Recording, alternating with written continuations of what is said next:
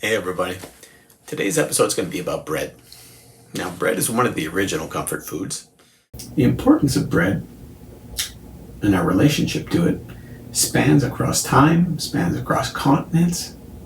So the simple gesture of mixing a dough, kneading it, letting it rest, and baking it, think about it. From about 5,000, 10,000 BC, people have been doing the same thing. That's time travel. Anyways, let's get in our machine and make some bread. Okay, today's bread's going to be a whole wheat loaf with a pâte fermentée base. Now, pâte fermentée is basically a pre-ferment or dough that's been made the day before and added to the main dough to make an improvement in flavor and texture. Now, first we shape our doughs into rounds. We'll let these rounds rest for a while. And then I'm going to form these into a nice oval shape. Now, insofar as all breads are concerned, the ratio of 5 parts flour to 3 parts liquid, a bit of yeast, and a bit of salt pretty much holds true. Doesn't matter if it's whole wheat, doesn't matter if it's white bread flour, rye flour, it's pretty much the same all the way around. You can experiment, but try these proportions. 5 wheat, 3 liquid, yeast, and a bit of salt. Now, if you watch my hands, I'm pulling as I'm shaking. This helps form the oval a lot quicker.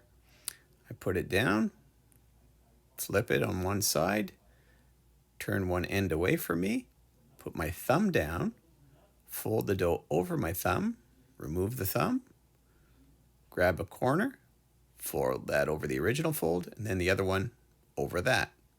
Flip it 180 degrees, like so, and repeat the process. 1,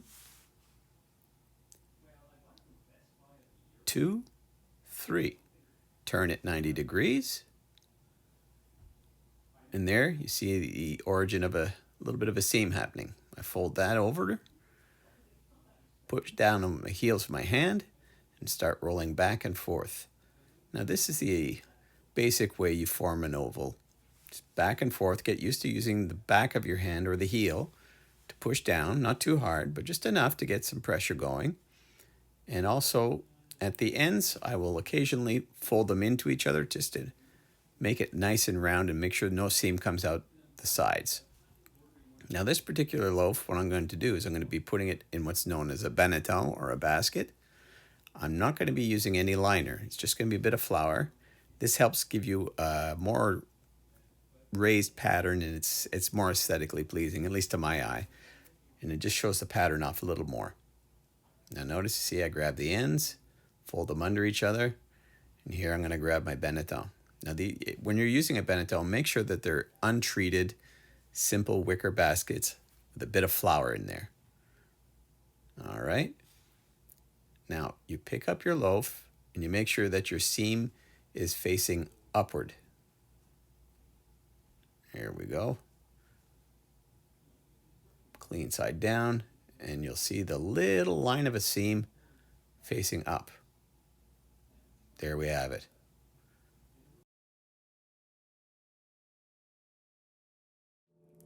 And here we have it. 2 whole wheat loaves made with pâte fermentée straight out of the oven. And if you listen, you can hear the zen of the bread.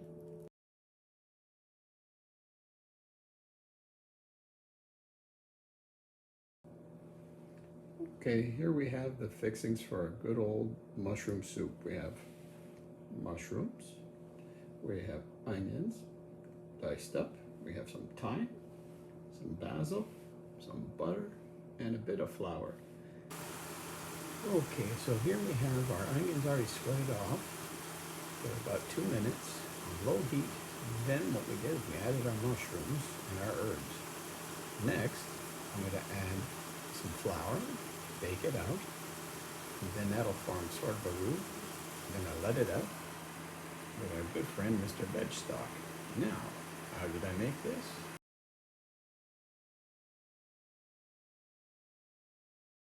Pressure cookers are a great cooking tool because they allow you to get the maximum food value out of something that would normally be relegated to the trash bin or to the compost. So try it out. You get more food value, more minerals, less waste. And remember, always be careful when using a pressure cooker. Steam burns you very badly and it's not a good thing. But it's a good tool to have. Now, in the pressure cooker here, these are all leftover bits of turnip and carrot peels and celery tops and a little bit of herbs and whatever I could get my hands on. And that forms the basis of my veg stock. And there we have it, our finished mushroom soup, made with homemade veg stock from veg scraps. About a pound of mushrooms and the ingredients I mentioned before. Inexpensive, 17 minutes to do, and that's what I call good comfort food. Okay, so we've just made some bread and we've made some soup. But what's it really all about? Well, on a personal level, you can say you have control over what goes into your body. You say, I know what's in that bread. I know what's in that soup. No problems there.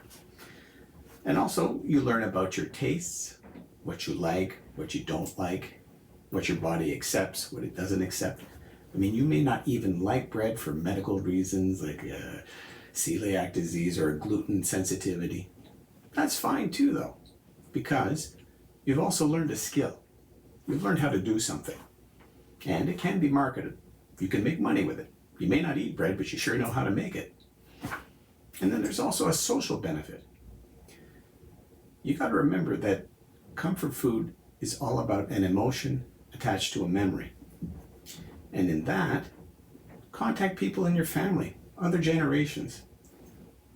They used to make a lot of bread, and it gives you something to talk about. People are isolated right now, and you learn about yourself, about your family, about your traditions. And even if you don't eat it, you pass the knowledge on to your kids. Maybe they will. Either way, it's always a benefit to learn something. So don't be afraid to time travel, whether you like your bread big and fluffy, flat, wheat, corn, whatever kind of flour you use.